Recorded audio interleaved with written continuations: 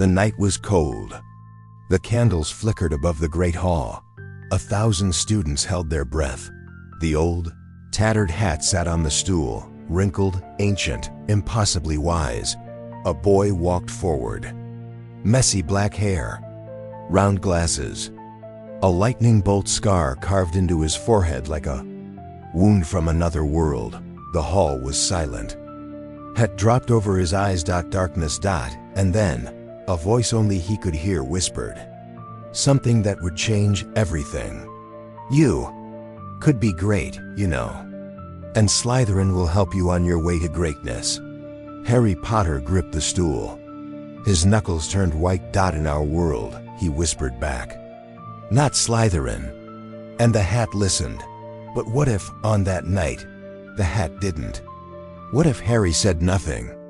What if the hat made the call and placed Harry Potter into Slytherin?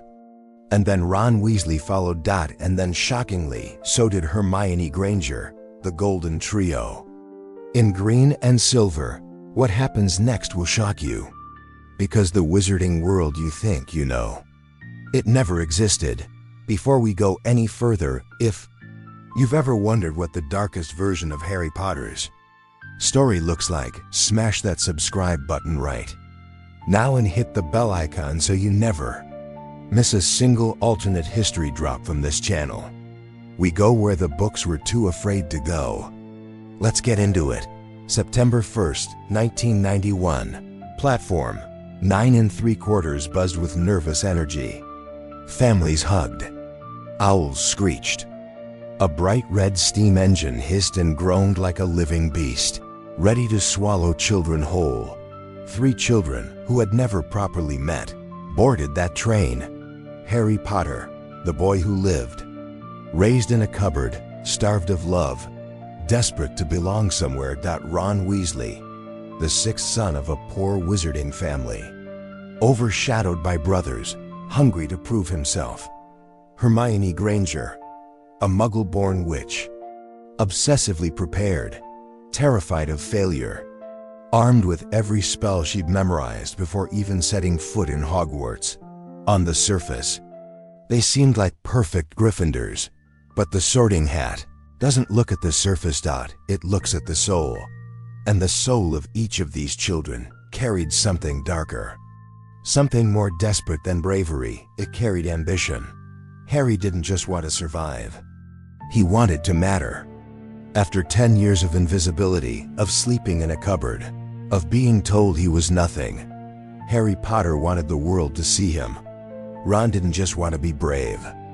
He wanted to escape his brother's shadows. He wanted to be more. Not just another Weasley, but the Weasley. And Hermione? She didn't study out of love for learning alone. She studied because she was terrified.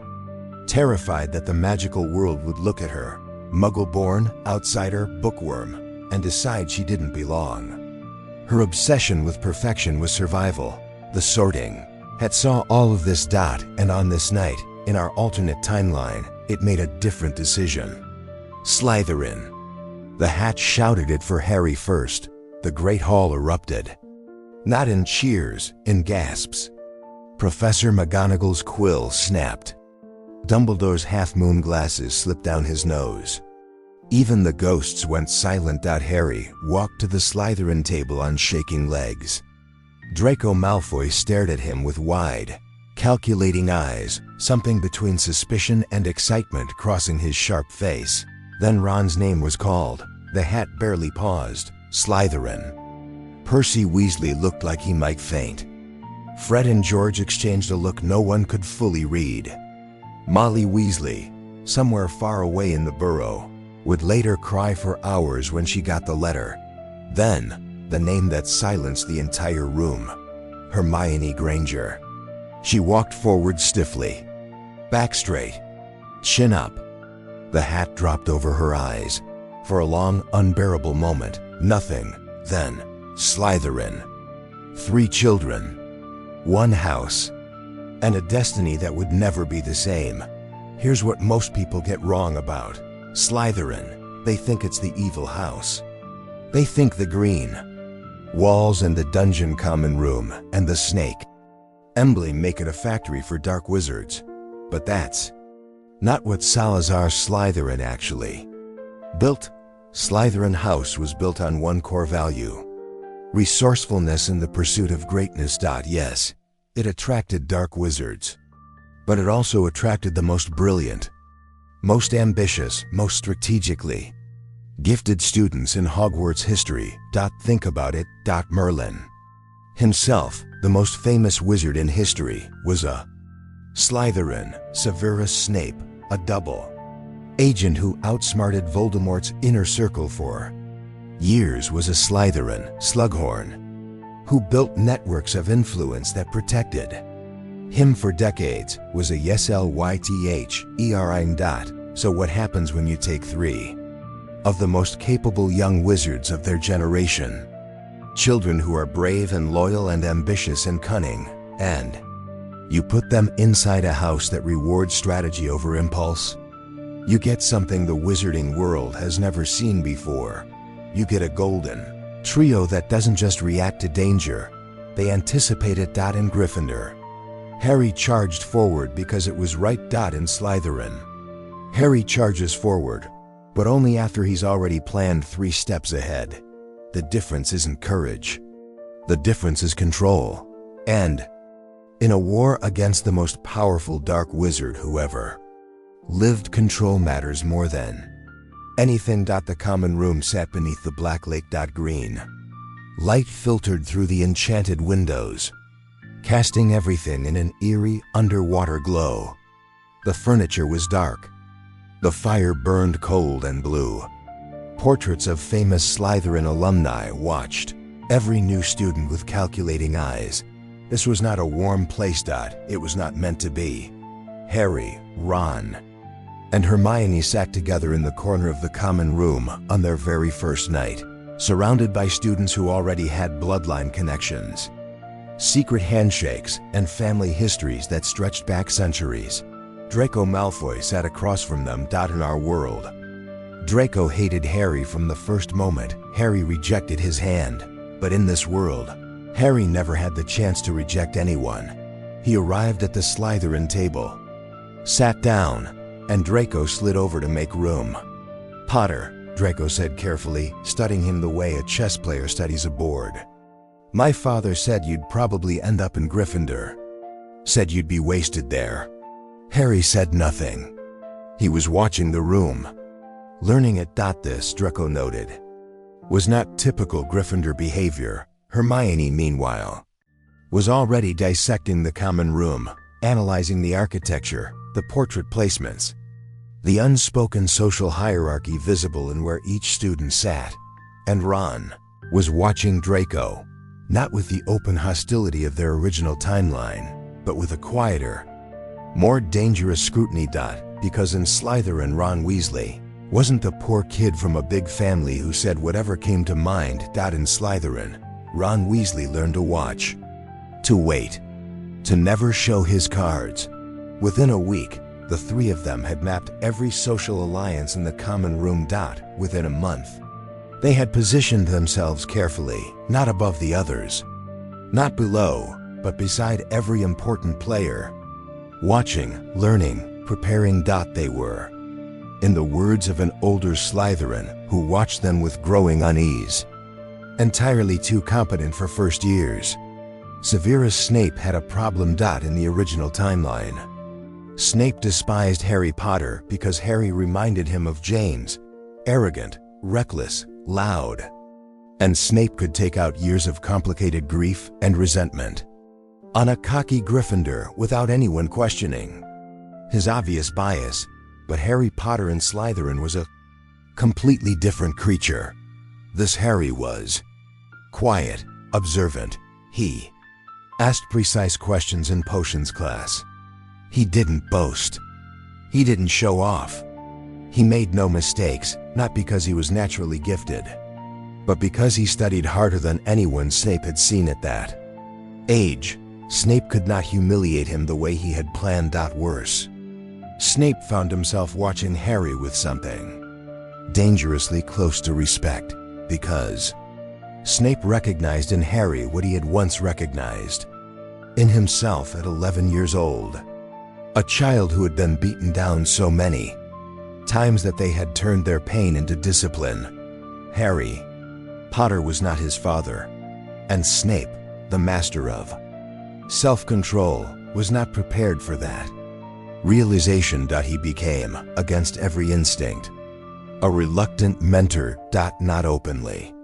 Never openly in Slytherin, where weakness was currency for enemies, but in the quiet margins, a corrected potion here, an extra ingredient explained there, a cold warning delivered before Harry walked into something dangerous. Snape began, without ever admitting it, to protect the children in his house. All three of them, Hermione noticed first. She always noticed first. "Snape likes us," she told Harry and Ron one night in the common room, voice barely above a whisper. "Snape doesn't like anyone," Ron replied. "No," Hermione said slowly. "He respects us," which in Slytherin is better. In the original timeline, the rivalry between Harry and Draco was immediate and permanent. Harry rejected Draco's hand. Draco became his enemy, and that enmity defined both their arcs through 7 books. But in Slytherin, there's no dramatic rejection. There's no public display of loyalty or disloyalty on that first night. In Slytherin, relationships are built slowly, tested quietly, and never fully trusted. Draco Malfoy grew up believing in blood purity. He believed Muggle-borns were inferior, that the Dark Lord's return was inevitable, and that the Malfoy name gave him power and protection. Harry Potter, the boy who lived, arriving in his house, in his common room, breathing the same dungeon air. This disrupted every plan Draco had made, because Draco had been raised to play a long game. And the long game, he quickly realized, required understanding Harry Potter completely before deciding what to do about him. So instead of open rivalry, Draco extended something cautious and calculating that passed, in Slytherin terms, for friendship.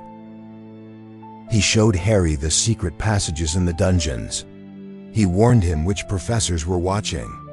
He explained the unwritten rules of Slytherin politics that no textbook would ever teach. And Harry, smart enough to know that information was worth more than pride, accepted it. Ron hated it. Every fiber of his Weasley blood screamed that Draco Malfoy was not to be trusted. But even Ron understood the Slytherin logic. Keep your enemies where you can watch them.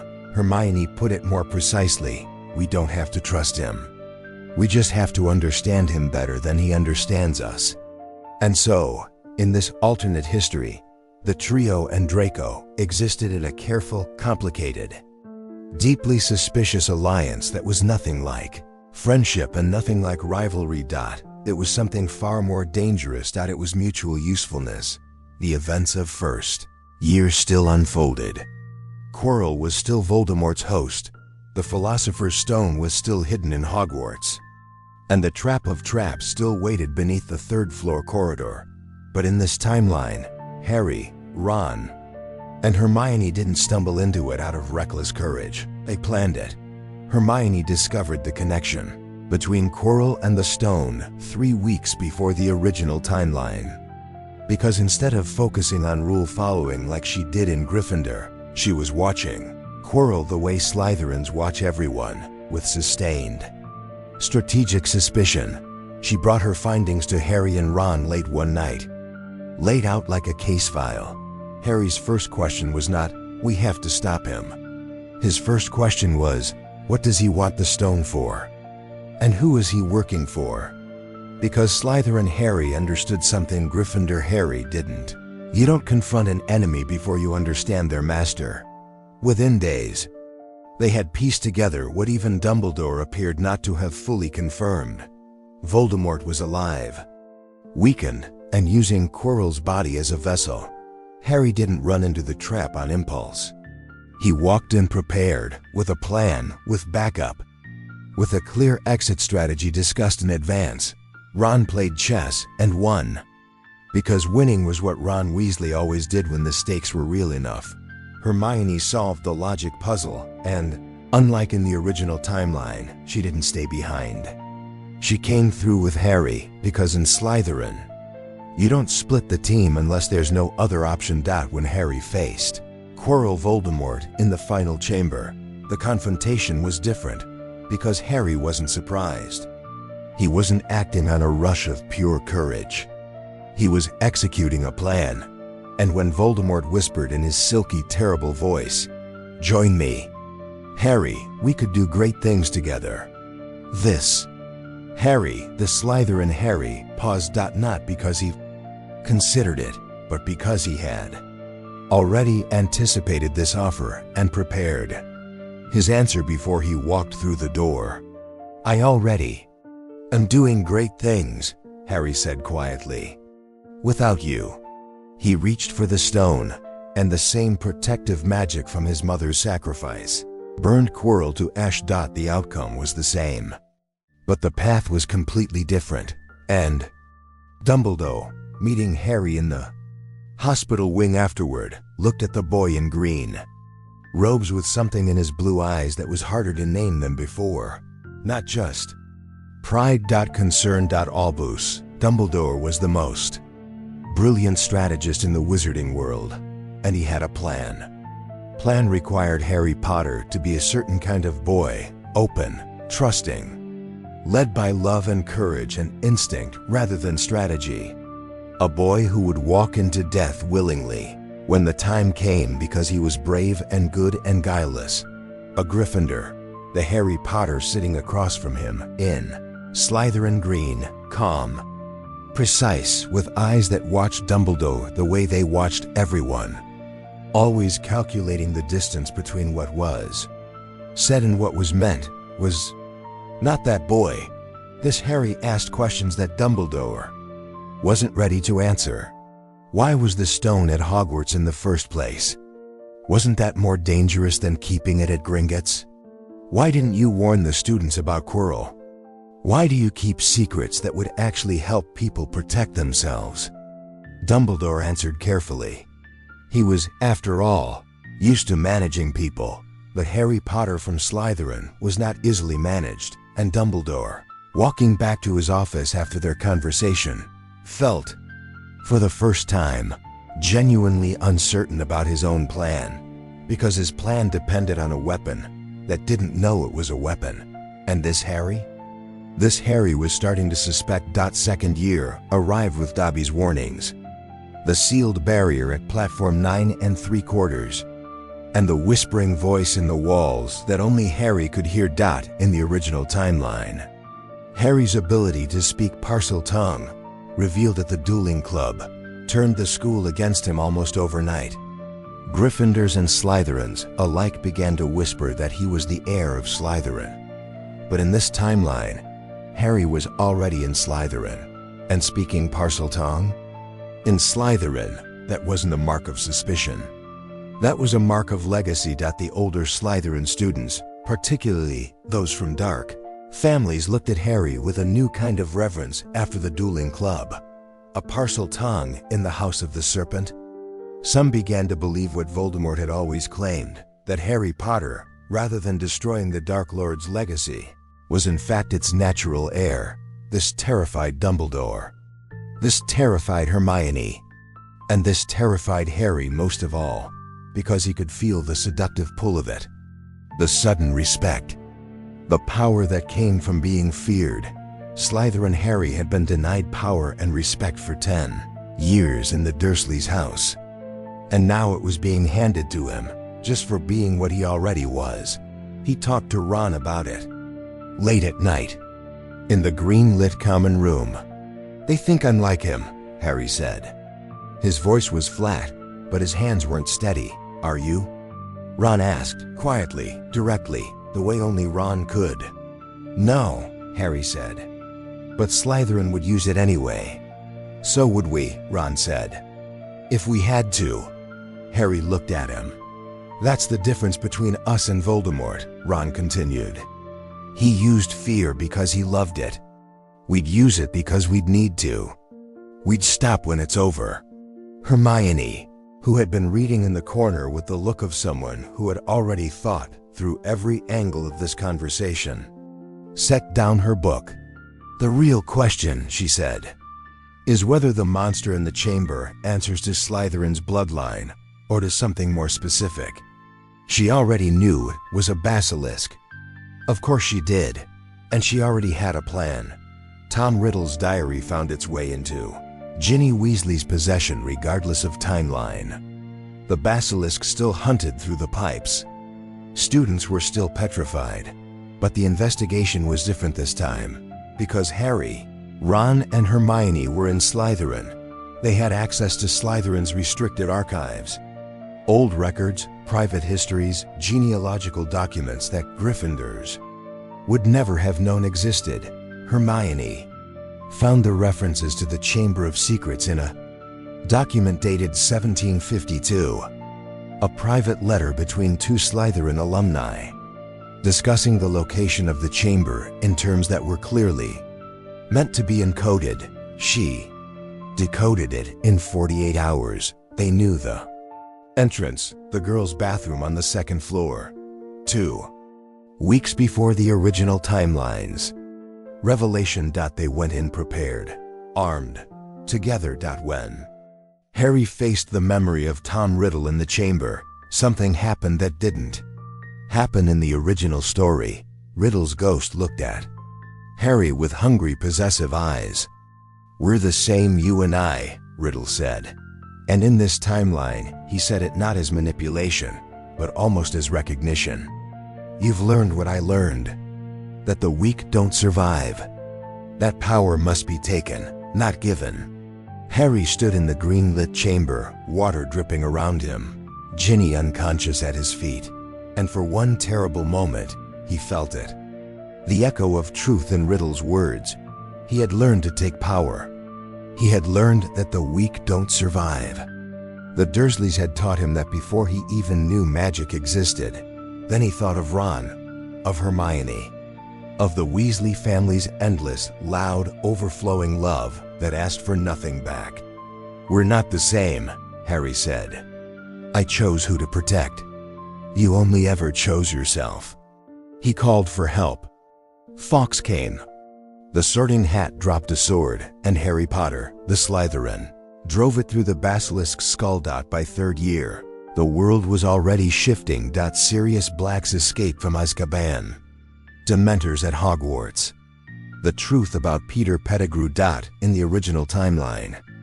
These events gave Harry a godfather and the first real family he'd ever known, and then cruelly yanked it away. In this timeline, the emotional beats were the same, but the strategic responses were different. Slytherin Harry didn't just react to Sirius. He researched him first, going to Snape for information about the First Wizarding War, extracting facts from Draco's carefully guarded family connections, building a picture of Sirius Black before trusting a single instinct. And when Harry finally met Sirius, ragged and half-mad and blazing with love for his godson, Harry sat with him for a long time before speaking. "Why should I trust you?" Harry asked. Not coldly, just directly. Sirius, who had expected the open, trusting boy he'd heard about, was momentarily silent. Then he laughed. A short, surprised, slightly broken laugh. "Merlin," Sirius said. "You sound like your mother." That, more than anything else, broke through Harry's armor, because Lily Potter had been Muggle-born. Smart, precise, principled. And the Sorting Hat, according to Dumbledore's own accounts, had nearly placed her in Slytherin too. Harry had always been his mother's son. He just hadn't known it. Fourth year. The Goblet of Fire. Harry's name, underage, uninvited, flying out of the flame. In the original timeline, Harry entered the tournament with courage and improvisation and the help of friends who rallied around him. In this timeline, Slytherin. Harry's name coming out of the goblet sparked a completely different reaction. The school didn't rally around him. Even some Slytherins were suspicious. Was this a ploy for attention? A power grab? But here's the thing about being trained in Slytherin strategy for 4 years. Harry didn't need the school's approval. He needed a plan. He and Hermione spent 2 weeks before the first task analyzing every piece of available data, previous tournament records, known dragon behavior, spell effectiveness under extreme stress conditions. Harry faced the dragon not with a broom, grabbed on instinct, but with 3 pre-planned approaches, 2 fallback strategies, and an agreed signal to Ron and Hermione watching from the stands. He used the summoning charm, same as the original, but the execution was cleaner, faster, less frightening, because it wasn't improvised. When he scored his points and walked back, Cedric Diggory gave him a look of quiet professional respect. "You weren't scared," Cedric said. "I was terrified," Harry replied honestly. "I just planned around the terror." Cedric smiled. "That's the most Slytherin thing I've ever heard. No alternate history changes what happened in the graveyard. Some things, in every timeline, are simply inevitable." Cedric Diggory died. The words still rang out, cold and casual and unforgivably ordinary. "Kill the spare." Harry, bound to the headstone, watching, felt something crack open in his chest that no amount of Slytherin strategy could contain. Because for all his planning, for all his careful control, he hadn't planned for this. He hadn't planned for the look on Cedric's face in the second before everything went dark. He hadn't planned for the guilt. And when Voldemort rose, restored, triumphant, dreadful, and the Death Eaters gathered in a circle around the graveyard, Harry Potter stood in green and silver robes and felt something cold and ancient move through him. Not fear, not just grief. Rage, Slytherin rage. The kind that waits. The kind that calculates. The kind that does not scream and charge, but instead goes very, very quiet, locks everything into a cold chamber deep in the chest, and says, "I will end this, properly, permanently, on my terms." He dueled Voldemort. The priori incantaten connection appeared. The golden thread, the echoes of the dead, his parents, Cedric, the others, and Harry listened to their whispered guidance with a focus he had never had before.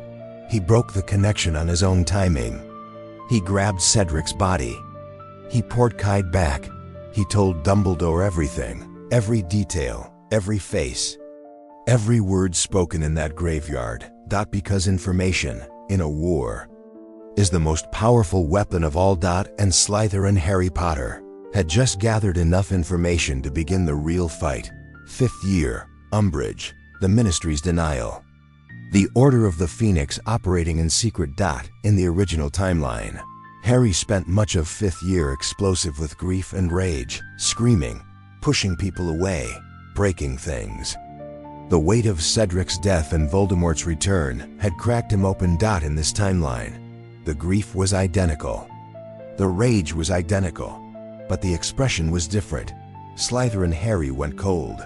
He channeled everything, the grief, the fury, the terror of being disbelieved, into the most dangerous project of his life. Building a resistance network that the Ministry couldn't see. Dumbledore's army was not born out of a single whispered conversation at the Hog's Head. It was built deliberately, over weeks, using skills Harry, Ron, and Hermione had been developing since 1st year. Reading people, identifying loyalty, creating structures that would hold under pressure. Hermione designed the communication system, the coins with the changing numbers. But in this timeline, she also designed 3 layers of operational security that meant that even if one member was caught, they could not betray the whole network. Ron managed logistics and personnel, because Ron Weasley from Slytherin understood that the most important thing in any operation was knowing exactly who could be trusted with what information. And Harry led, not by being the bravest one in the room, but by being the one everyone trusted completely, because they had never seen him lie, never seen him panic, Never seen him put his ego above the mission. The Dea was not just a study group. It was a shadow army. And by the end of 5th year, it was ready. The prophecy had always been the pivot of everything. The one with the power to vanquish the Dark Lord approaches. Born to those who have thrice defied him. Born as the 7th month dies. In the original timeline, Harry learned the prophecy in the Department of Mysteries after Sirius died, and it broke something in him. In this timeline, Dumbledore told Harry the prophecy at the beginning of 5th year because Slytherin Harry, in their private meetings, had asked directly, "What am I to you, Professor? A student or something else?" And Dumbledore, faced with eyes that had learned to see through misdirection, made a different choice. He told the truth. Harry sat with it, quietly, for a long time. "The prophecy says I have to be the one to kill him," Harry said finally. "Or die trying," Dumbledore replied, watching him carefully. "It doesn't say I have to do it alone," Harry said. Dumbledore blinked. "No," he said slowly. "It doesn't." For the first time, Dumbledore began to revise his plan. Not because Harry was less brave than he had expected, but because Harry was smarter than the plan had accounted for. 6th year. Dumbledore's lessons. The cave. The locket. The difference in this timeline. Harry already knew about Horcruxes by October of 6th year, because Hermione had found the references in the restricted section of the Slytherin archive. By the time Dumbledore approached Harry for private lessons, Harry came to the first session with 17 pages of notes. Dumbledore looked at them for a long, silent moment. "You've been researching," he said. "Since 4th year," Harry replied. "After the graveyard, I knew there had to be a reason he could come back. I've been working backward from the evidence." Dumbledore folded his hands. "And what have you concluded?" 7, Harry said. "He made 7. 6 Horcruxes and himself. The diary was the first. The ring you're hiding is the second. There are 5 more. And one of them," Harry paused, "might be me." The silence in Dumbledore's office lasted a very long time. When Dumbledore finally spoke, his voice was different, quieter, something between grief and admiration. "You worked that out yourself. Hermione worked out the theory. Ron worked out the numbers. I worked out the why." Dumbledore looked at the 3 of them, because of course Ron and Hermione were there, sitting beside Harry. Because Slytherin Harry never walked into a critical meeting alone. "I owe you an apology," Dumbledore said. "I have been keeping too many secrets." "Yes," Harry said simply. "You have." 7th year. The Horcrux hunt. The war. In the original timeline, Harry, Ron, and Hermione went on the run. Isolated, starving, on the edge of despair. Ron left and came back. Hermione carried everything in her magical bag. In this timeline, they still went on the run. But they had prepared. The plan had been designed over 2 full years. Supplies, safe houses, communication networks, contingencies for contingencies. Ron's moment of leaving still happened because the locket's darkness fed on whatever was most painful. And Ron's deepest fear was being inadequate, being left behind, being nothing next to the famous Harry Potter. And that pain was real regardless of house. But when Ron came back, Silverdoe Patronus leading him back to the frozen pond, Harry looked at him with completely clear eyes. "I never thought you'd stay gone," Harry said. "Why not?" Ron asked. "Because you're the most loyal person I know." "And in Slytherin," Harry said quietly, "I learned that loyalty is the rarest and most valuable thing that exists." They destroyed the Horcruxes one by one. The methodology was different, more surgical, less accidental. But the emotional cost was the same. Every Horcrux carried a piece of Voldemort's fractured soul. And every time they destroyed one, they felt the darkness push back. The final battle came to Hogwarts. In the original timeline, Harry walked into the Forbidden Forest alone to die. because he had only just discovered that he was a Horcrux and that Voldemort had to kill him. In this timeline, Harry had known about the possibility for over a year. He had planned for it, not just emotionally, but tactically. He met Voldemort in the forest as required. He let Voldemort cast the killing curse. He trusted his mother's love and the ancient magic that had always protected him. He fell. He went to King's Cross, the liminal place between life and death. He spoke with Dumbledore's echo, and then he chose to return. But in this timeline, when he rose from the forest floor, he didn't play dead. He whispered one word to Narcissa Malfoy: "Draco is alive." She confirmed he was dead. The lie was the same, but Harry's version of it was more controlled, more deliberate, a specific operational decision made in a specific moment. He walked back into Hogwarts. He faced Voldemort in the Great Hall. And when the time came when the Elder Wand turned against its master, the final battle was the same. And different. The same because love and sacrifice and ancient magic are constants across every timeline. Different because Harry Potter walked out alive, whole, and fully aware of every choice that had led to that moment. He didn't snap the Elder Wand on impulse. He had decided to destroy it 3 months ago. He had already told Ron and Hermione. He had already made peace with it. He broke it over his knee. He threw the pieces away.